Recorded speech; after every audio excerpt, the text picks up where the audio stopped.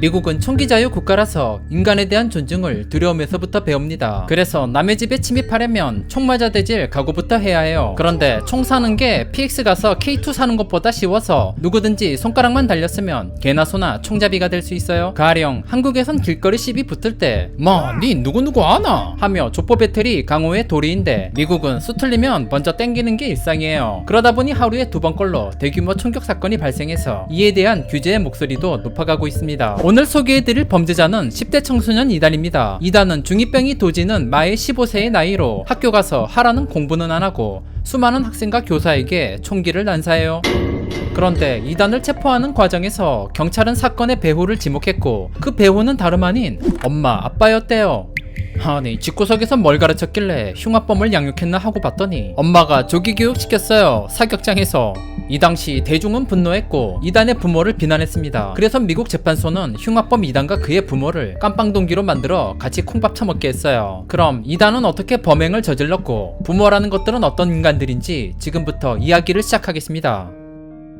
이단의 부모 제임스와 제니퍼의 만남은 마치 운명 같았습니다. 둘의 만남은 어찌나 운명적인지 서로 공통점과 가치관이 많이 닮았거든요. 그래서 부부 사기단이 되어 수표 사기를 쳐요. 게다가 둘 다 술에 쩔어 사는 주당이라서 둘 다 술 처먹고 차를 몰다 음주운전 경력까지 있었어요. 이들 부부가 어찌나 술을 좋아했는지 알코올 중독 증상을 의심해 볼 정도였답니다. 이래서 부부끼리는 서로 닮아야 함께 사나봐요. 그러나 이들이 술 중독에 범죄 경력이 있다고 밑바닥 계층이라 착각할 수 있는데요. 하지만 놀랍게도 이들 부부는 경영 분야에서 높은 급여를 받는 전문가들이에요. 그렇지만 그들의 수입 대비 삶의 패턴을 봤을 때 그다지 검소함과는 거리가 먼 욜로족일 거예요. 그리고 시간이 흘러 2006년 4월 28일 플로리다 애틀랜틱 비치에서 아들 이단 크럼블리가 태어납니다. 그러나 가족은 여기서 오랜 시간을 살지 않아요. 부부는 이단이 어린 아기였을 때 갑자기 회사 업무가 빡세져서 워싱턴에 이사과로 이사가야 했어요. 그 후 이단이 8살 잼민이가 될 무렵 어린 이단은 다소 특이한 취향을 갖게 되었죠. 한창 뽀통령에 열광할 초딩임에도 불구하고 피와 살이 튀는 영화와 게임에 관심을 가져요. 특히 이단은 이때부터 콜 오브 듀티라는 1인칭 슈팅 게임을 즐겼는데요. 그것도 일반 모드가 아닌 좀비 모드로 플레이했답니다. 행여 세간에서는 비디오 게임이 사람을 폭력적으로 만든다고 생각할 수 있겠지만 게임한다고 다 범죄자가 되는 건 아니에요. 저도 이날까지 게임했지만 선량하게 살아갑니다. 그래서 간만에 콜 오브 듀티 한번 돌려보니 시간 가는 줄 모르겠네요. 아무튼 게임이 무조건 해로운 건 아니지만 너무 어린 나이에 콜 오브 듀티 좀비 모드로 하는 것은 그닥 도움이 되진 않아 보입니다. 그러나 요즘 대다수 부모들이 애들 돌보기 귀찮아서 전자기기에 붙잡아두려는 경향이 많아요. 아마도 제임스와 제니퍼 부부도 이러한 이유로 이단에게 자극적인 영화와 게임을 던져주고 방치한 것 같습니다. 이후 이단이 9살이 되는 2014년에는 가족들이 유랑하듯 전국을 떠돌며 이사하게 되었어요. 이단에게 떠돌이 이사는 어린 나이에 큰 부담이었습니다. 어디 한 곳에서도 오래 머물지를 못하니 도원결의할 수 있는 친구조차 없었어요. 그렇다고 집안에서도 편하지 않습니다. 언제든 다시 이사갈지 모른다는 불안 때문에 민감한 어린 시절 마음에 감기가 찾아와요. 그러다 마침내 옥스퍼드 마을에 정착하게 되고 이단 내 가족은 이곳에 커맨드 센터를 박습니다. 이제 이단은 가족들과 마을에 정착하고 새 친구를 사귈 기대에 부풀어요. 그런데 이제 이사를 안 하니까 엄마 아빠가 매일 집을 나가요. 그들은 매일 함께 술 처먹으러 다녔고 아들에겐 전화 1도 없이 외박하는 일이 잦았어요. 심지어 이웃들도 제니퍼와 제임스가 매일 집을 비우고 아들을 방치한다는 것을 알게 됩니다. 그래서 아동보호소에 익명으로 전화해서 집에 키우는 개도 이렇게 방치할 수 없다며 신고한 적도 있었대요. 이단은 늘 혼밥하기 일쑤였고 혼자 집 지키다 잠들어요. 이뿐만이 아닙니다. 부모라는 것들이 긴급 상황을 대비할 휴대폰도 주지 않아서 이단은 무슨 일이 생길 때마다 이웃에게 도움을 청해야 했죠. 물론 어린 소년에게 집이 빈다는 것은 그 나이 때 개꿀잼일 수도 있겠습니다. 다만 그 기간이 늘어날수록 애는 정서적으로 건강하지 못해요. 결국 이단은 우울한 소년이 됩니다. 그는 점점 소심해졌고 성격은 대문자 A형의 INSP급으로 변화되었어요. 그러다 14살 때 옥스퍼드 고등학교에 입학했고 하필이면 학기 초 반 배정까지 폭망해서 문제와 가득한 반으로 배정되고 말았어요. 이단은 이 시기부터 점점 더 극소심으로 변했고 학업생활은 악화되었습니다. 그러나 반에서 자기처럼 소심한 친구를 알게 되었고 둘은 서로를 의지하며 지내게 되었어요. 이단은 정기적으로 친구와 문자를 나누며 자기가 그간 얼마나 외로웠는지와 인생의 무상함을 이야기해요. 친구도 처음 처음에는 이단의 메시지를 보며 동감하면서 마음의 동질감을 얻습니다. 그러나 우울한 이야기도 한두 번이지 두 번, 세 번, 몇 절까지 반복하면서 더 이상 친구가 감당하기에는 어둡고 음습한 내용으로 바뀌기 시작해요. 이단은 메시지를 통해 폭력에 대한 열망을 표현했고 심지어 그의 정원에서 아기 새를 고문하다 죽인 사실을 고백해요. 그런데 소름 돋는 건 자기가 한 짓에 대해 자랑스러워했다는 점입니다. 이때까지만 해도 친구는 그냥 웃고 넘어갔다고 해요. 어차피 둘 다 중2병 넘치는 10대였기 때문이에요. 그런데 친구가 모르는 사실이 있었습니다. 그것은 이단이 새 머리를 잘라 침대 밑에 보관했었다는 사실이죠. 그리고 며칠 후 그 새 머리를 학교로 가져갔고 여자 화장실에 심어둬서 학교를 발칵 뒤졌습니다. 이것이 아마 이단에게서 발현된 첫 번째 위험 신호였을 겁니다. 그리고 2021년 3월까지 이단의 상태는 심각해지면서 친구에게 보낸 메시지도 점점 더 폭력적으로 변해갔어요. 이러한 메시지 중 일부는 정말 이상한 내용이어서 일부를 가려야 했습니다.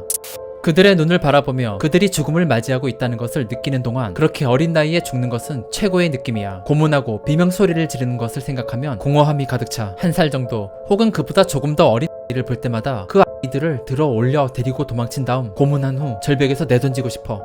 2021년 봄 이단은 엄마에게도 자신의 속마음을 털어놓기 시작합니다. 다만 부모들과 거의 대화할 기회가 없었기 때문에 문자 메시지를 통해서만 전달했었죠. 그리고 메시지의 내용은 가족과 집안에 대한 충격적인 내용이었습니다. 알았어. 집은 이제 저주받은 집이야. 방금 어떤 이상한 같은 일이 일어났고 이제 나는 무서워. 나한테 그 악마를 찍은 동영상과 사진이 있어. 그것이 공을 던지고 있어. 농담이 아니야. 그리고 그것이 부엌을 망쳤어. 나 잠시 밖으로 나갈 건데 최소한 답장 좀 해줄래?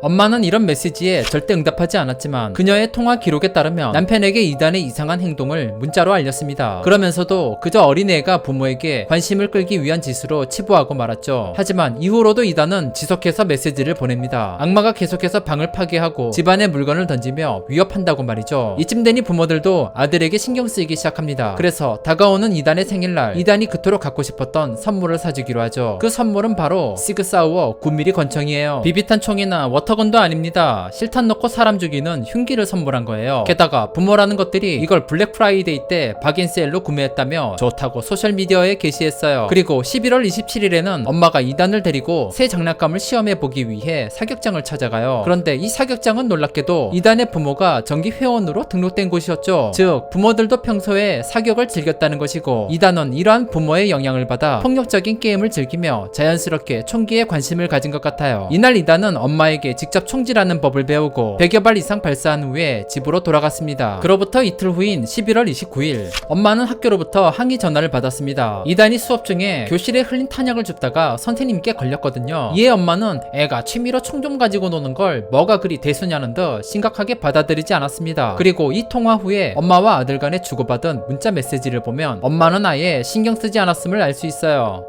이건 내가 볼 때 문제가 될 만한 게 아니야. 너 혹시 새로 산 총 사진 학교에 보여줬었니? 아니, 사진은 보여주지 않았어. 젠장. 난 그냥 엄마랑 지난 토요일에 사격장 다녀왔다고 했지. 그게 뭐 어쨌다고? 엄마가 너한테 화내는 게 아니야. 단지 걸리지 않도록 배워야 해. 알았지? 애 상태가 심각한데 엄마도 개념을 상실했습니다. 그러나 엄마가 알지 못한 것은 앞으로 이단이 더 사악한 계획을 꾸민다는 거였죠. 그리고 학교에서 문제를 일으킨 지 단 하루 만에 그 계획은 실행됩니다.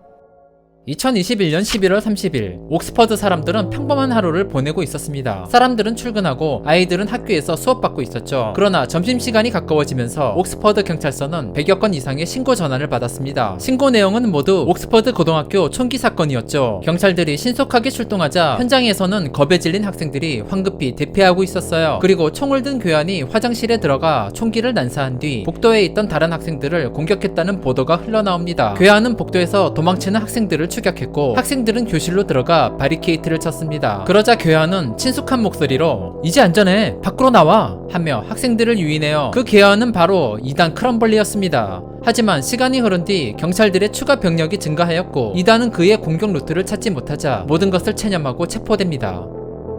이후 재판 과정에서는 이단의 휴대폰에 있는 녹음이 공개되었는데요. 이단은 사건이 있기 전에 자신의 계획을 녹음해 둔 것으로 밝혀졌습니다. 그런데 내용 중 일부를 통해 그가 얼마나 치졸한 인간임을 드러내는데요. 그는 미시간주에 사형제도가 없다는 것을 알았고 흉악한 죄를 지어도 사형은 면한다는 것을 인지했어요. 또한 자기가 많은 사람을 죽일지라도 자신은 죽기 싫다는 생각을 기록했습니다. 그래서 그가 경찰들에게 포위되자 너무 쉽게 모든 것을 체념하고 체포된 거예요. 게다가 자신이 범죄를 저지른 이유는 오로지 재미 때문이고 그 재미를 위해서 7명을 다치게 하고 3명을 죽였습니다. 특히 사망자는 모두 어린 학생이었죠. 하지만 조사 과정을 통해 엄마 제니퍼는 사건 당일 아침에도 교사와 통화를 한 것으로 밝혀졌는데요. 교사는 이단이 숙제하지 않고 흉한 낙서를 그려서 우려를 제기했었죠. 그런데도 제니퍼는 아무런 조처를 하지 않았어요. 이단의 낙서를 살펴보면 다음과 같습니다.